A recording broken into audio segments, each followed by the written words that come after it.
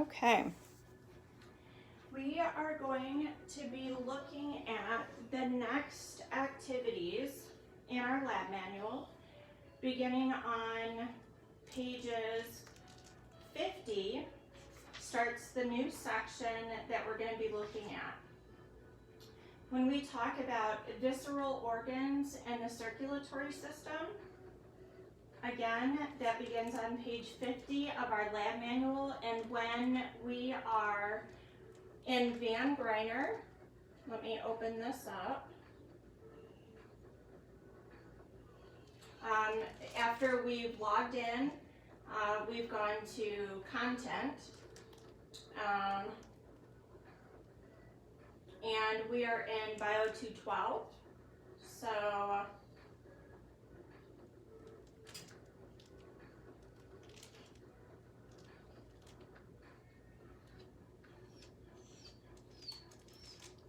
and then after we have downloaded, you can either mobile presentation or download each one. Actually, these are for activities 1 through 3. We are now on 4 through 5. And it lists the human circulatory pathways, cat blood vessels, and then this is the practice exam for those blood vessels. And then we have cat organs. So our lab manual is beginning with cat organs, so we are going to look at that activity first. And I am home alone with my puppy, so he is making some noise in the background, so ignore him, please.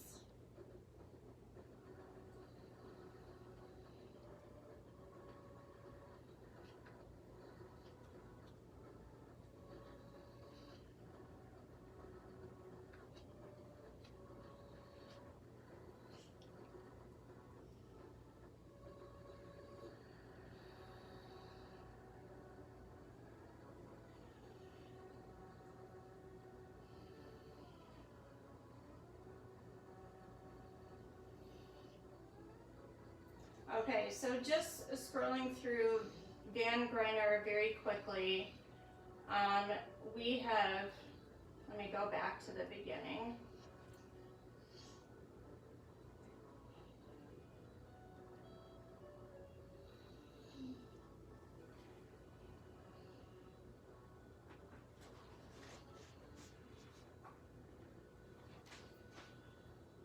So when we are looking at the cat organs, what we want to look for is,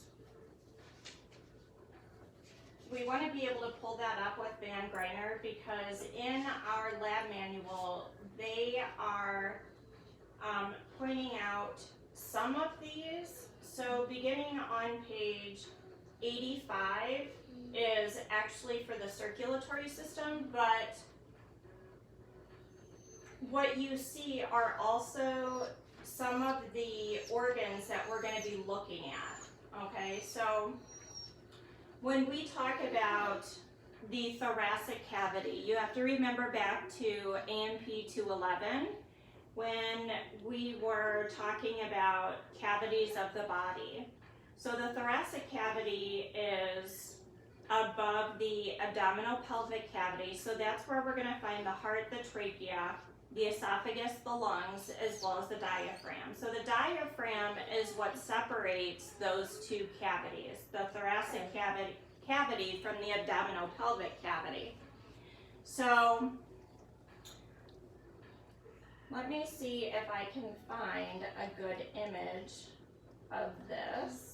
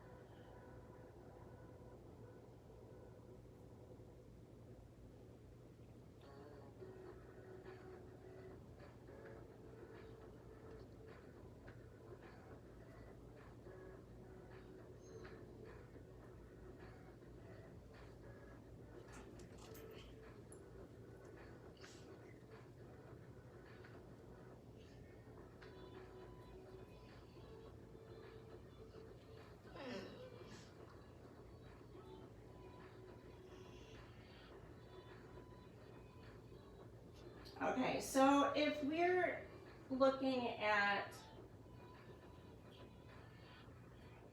we can look at the heart and the lungs in this image right here.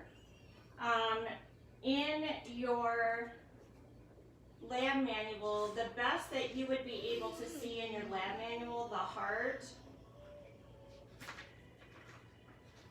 and at least a portion of the lungs. So I don't know if my pointer, if you can see this, but right in this area, this is also a lung. So these are lobes of the lung. So you have lobe here, a lobe here, here, here, and here, okay? So we have the heart is this size. It would be fist size in a human, but it's actually pretty small here in the cat by comparison. And then the different lobes of the lungs are this image right here, here, here, here, okay? So it's gonna be, when I'm on page 50, I'm gonna be jumping around a little bit because it's not totally cohesive. So you can go ahead and check off that we've looked at the heart and the lungs within the thoracic cavity. Let's go to the previous page. This is where we can see the trachea and the esophagus. So the trachea, remember, it has those C-shaped rings that separate one from the other. And then this right here is the esophagus. So it sits posterior to the trachea. One other thing that I want to mention is how many hearts does the kitty cat have? Hopefully you said one. How many tracheas does the kitty cat have? Hopefully you said one. What about the esophagus? Kitty cats have one esophagus. We have right and left lungs in both the kitty cat and the human, but they are broken into lobes. So when we talk about the kitty cat, cats and dogs have 4 right lobes and 2 left lobes. And remember, when we're looking at images, when we are referring to something that is in anatomical position, remember our right and our left are flipped, they're opposite, okay? So when we talk about humans, how many lobes does a human have in their right lung? The correct answer is 3 lobes. What about the lobes that are in the left lung? The correct answer is 2 lobes. So that's just a little bit of background information for you. So we can cross off from that list on page 50 the trachea and the esophagus.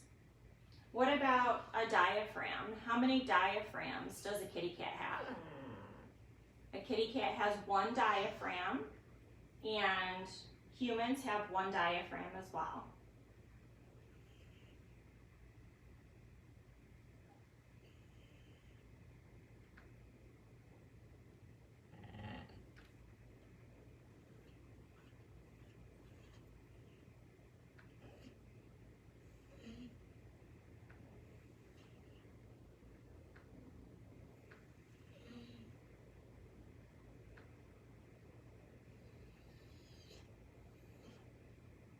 All right, this is a good image of the diaphragm being able to separate.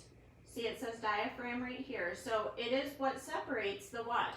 The thoracic cavity from the abdominal pelvic cavity. So what we're looking at here so we're gonna leave off with the diaphragm. within the thoracic cavity, and then we're going to start talking about what we find in the abdominopelvic cavity.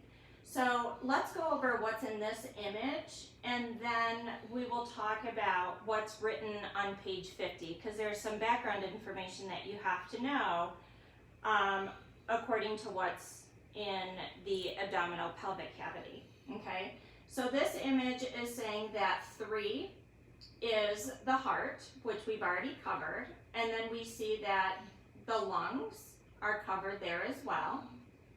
Remember the differences between right and left, okay? Remember, it's opposite, okay? Again, looking at number 6 is the gallbladder. So in this kitty cat, it's probably pretty hard to see. Let me see if I can make this bigger. I think there might be a way for me to do that.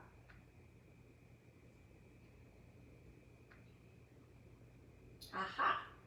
So that might be more helpful to you guys. So it is kind of hard to see. Number 6 is right here. I don't know if you can see my pointer, but number 6 is right here. And then it's pointing to this area right here. So we can see right here that this area looks a little darkened, and actually if we were to be viewing this in the lab, we would see that it's kind of green. And I always tell students, gallbladder begins with the letter G, and green also begins with the letter G. So this is the gallbladder right here, okay? And then number 7, these are the lobes of the liver as well. Remember, we talked about the lobes of the lungs, and our liver also has lobes. We'll go over that more in a second. And our image right here, number 8, is the stomach. Number 9 is the spleen. Okay, so here's 8, stomach. Number 9 is the spleen. This section right here in general that's referred to as number 10 is the jejunum. Okay, and we'll talk about what makes up the small intestine, but the jejunum makes up the middle portion of the intestine. And then number 11 is what we refer to as the bladder or the urinary bladder. And then 21 is the cecum.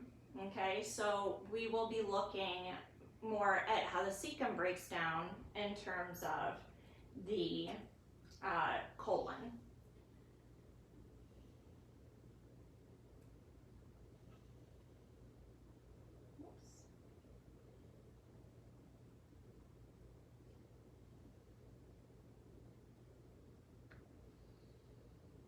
So this is a little more of a close-up. So when we're looking here at number 7, again, we see the liver. And if you can zoom in kind of close right here, you can see this greenish spot right here. Remember I said that's the gallbladder. So it nestles itself right into the liver, the lobes of the liver. And then again, zooming in at number 8, we can see the stomach closer, and then the spleen even closer. The jejunum is in general going to be the middle portion of the small intestine. And then again, zooming in closer is 11, the urinary bladder, and then 21 is the cecum.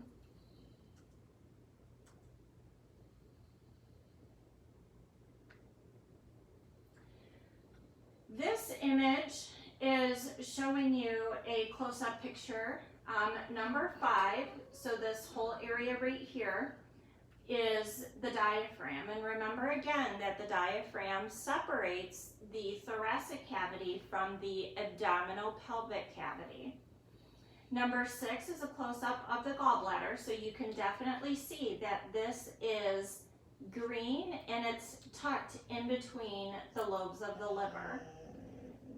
Okay, so 7, 7, 7, 7, these are all lobes of the liver, okay?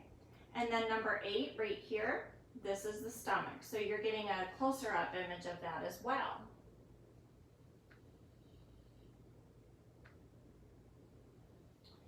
In this image, it's a different angle. So for instance, if you were to look down here at number 11, you can see that this is the urinary bladder.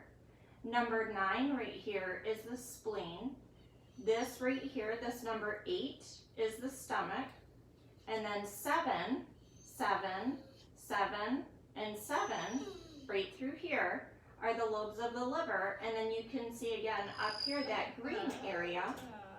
That green area is the gallbladder, okay? And then this area right in here is the jejunum, which makes up part of the small intestine. Let's see, moving on.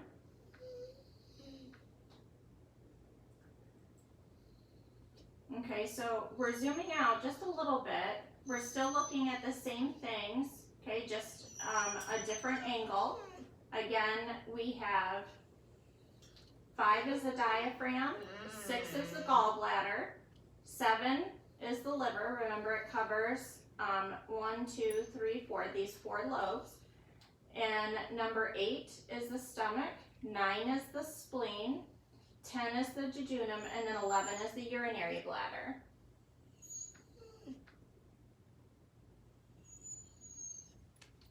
Same picture that we just did. Okay, so what makes this one different is the angle. So this is the stomach right here. Number 8 is the stomach. Number 9 is the spleen, and then number 12 is the pancreas. And what I tell students, it might be hard to see from where you're looking unless you can get onto Van Greiner yourself. But in Van Greiner, if you can zoom in, it always reminds me of chewed up gum. It reminds me of juicy fruit. It sort of has like this yellowish tinge, and it looks like a wad of gum, just chewed up and stretched out, okay? So if that helps, great. If not, just keep looking at your images to learn them. All right, so if we know that number 8, okay, so number 8 is the stomach. And what does the stomach lead into? So we know that right here between the stomach and the beginning of the small intestine, the small intestine is made up of the duodenum, the jejunum, and the ileum. So this right here, this number 13, is where the small intestine starts, and the beginning of that is called the duodenum, okay?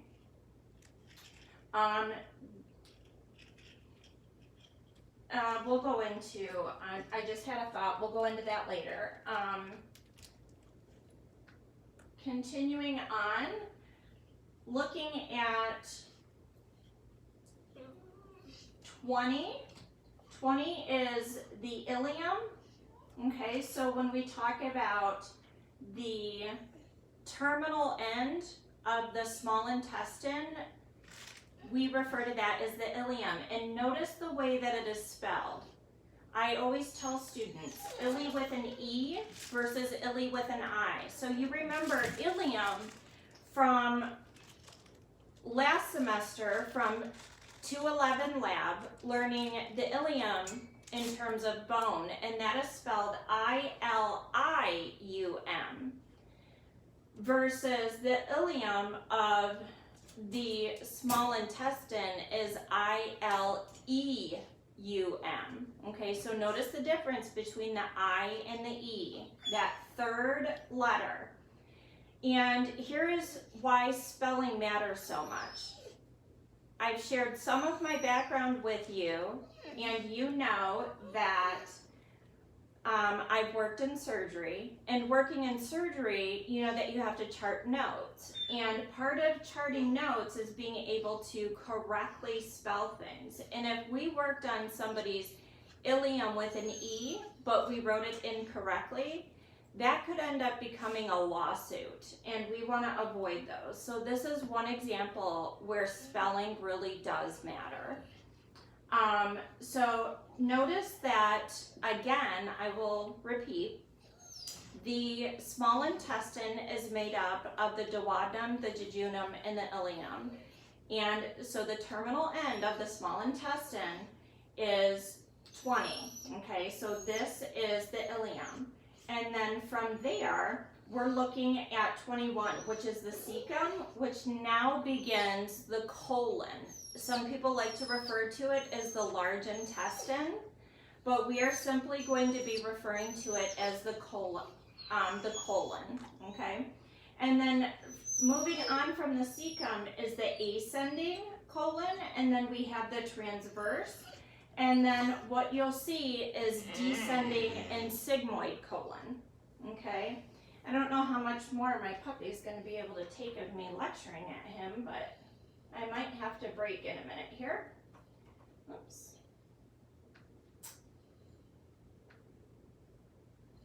So what we see, let's look at 23, again, is the transverse colon, and then we have 24, which is the descending, and then 25, which is the sigmoid colon. So in between all of that, remember, is the jejunum, and the jejunum is that middle portion of the small intestine. So we have, remember, it starts with the duodenum, then the jejunum, and then the ileum. And then from there, we go into the colon. And the cecum is what starts the colon, okay? So that is what that image is pointing at.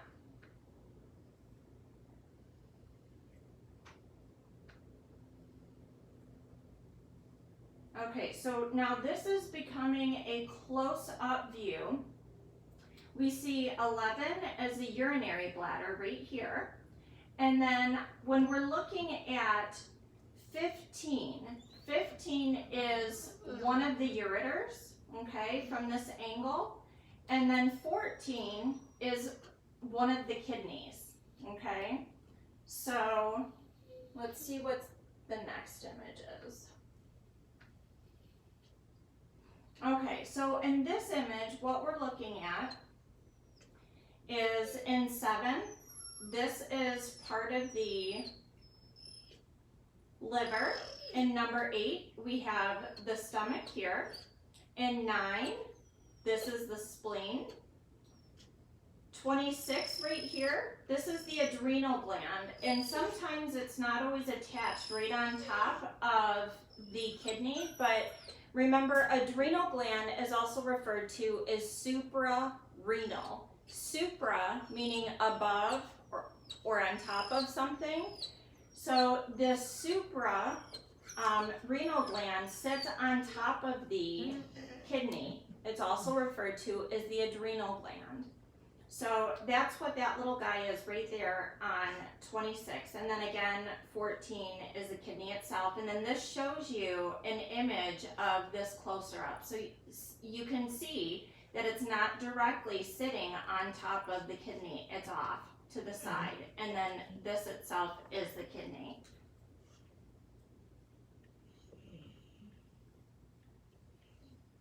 And that looks like that's the end of these images. So let's back out of this.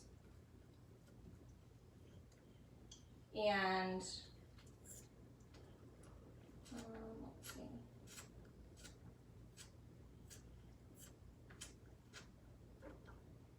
Okay, and let's take a break right there, and I will pick up with reviewing the specifics of the abdominal pelvic cavity in a moment.